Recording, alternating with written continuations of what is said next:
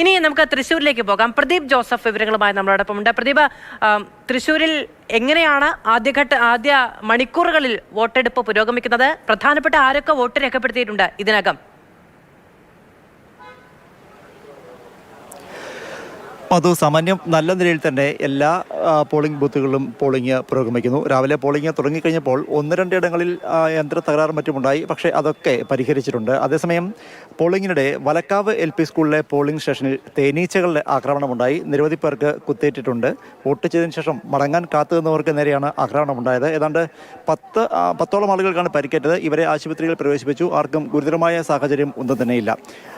അതേസമയം സാമാന്യം കനത്ത ക്യൂ ഏതാണ്ട് എല്ലായിടത്തും തന്നെ അനുഭവപ്പെടുന്നുണ്ട്. ഞാനിപ്പോൾ നിൽക്കുന്നത് അന്തിക്കാട് ഗവൺമെൻറ് LPSലെ ബൂത്തിലാണ്. സംവിധായകൻ സത്യൻ അന്തിക്കാട് ഉൾപ്പെടെ അല്പസമയത്തിനകം ഇവിടെ വോട്ട് ചെയ്യാൻ വേണ്ടി എത്തും. ടോമിനോ തോമസ് ഉച്ചയ്ക്ക് ഇരിങ്ങാലക്കുടയിൽ വോട്ട് ചെയ്യാൻ വേണ്ടി എത്തും.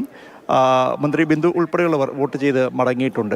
ഒരിടത്തും മനുഷ്യ സംഭവങ്ങളോ അല്ലെങ്കിൽ ബഹളം വാക്കേറ്റമോ അത്തരം സംഭവങ്ങൾ ഒന്നും തന്നെ ഉണ്ടായിട്ടില്ല. മുൻ തവണത്തെ അപേക്ഷിച്ച് വോട്ടിംഗ് യന്ത്രങ്ങൾ പണിമുടക്കുന്നതും താരതമ്യേന കുറവാണ് എന്ന് തന്നെ പറയേണ്ടിയിരിക്കുന്നു. അതേസമയം തൃശ്ശൂർ ജില്ലയിൽ പലയിടത്തും കാണാനാകുന്ന ഒരു കാഴ്ചയെന്ന് പറയുന്നത് കൂടുതൽ പ്രായമായ ഒരുപാട് ആളുകൾ വോട്ട് ചെയ്യുന്നതിന് വേണ്ടി എത്തിയിട്ടുണ്ട്. ഈ അന്തിക്കാട് ബൂത്തിൽ തന്നെ നമുക്കറിയാം കുഞ്ഞുങ്ങളെയും കൊണ്ടുവന്ന ഒരുപാട് വീട്ടമ്മമാരുണ്ട്.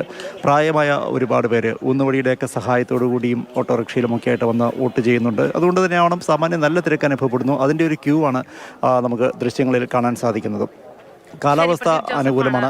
കഴിഞ്ഞ ദിവസത്തെ ഇന്ന് രാവിലെ എത്തുമ്പോഴൊക്കെ രാഷ്ട്രീയ പാർട്ടി നേതാക്കൾ അങ്ങോട്ടും ഇങ്ങോട്ടുമുള്ള ആരോപണങ്ങളൊക്കെ ഉന്നയിക്കുന്നത് നമുക്ക് കാണുന്നുണ്ടായിരുന്നു. സുരേഷ് ഗോപിയുടെ വോട്ടുമായി ബന്ധപ്പെട്ട ചില ആരോപണങ്ങളൊക്കെ നിലനിൽക്കുന്നുണ്ട്. അങ്ങനെ തൃശ്ശൂരിലെ വോട്ടെടുപ്പും പുരോഗമിക്കുകയാണ്.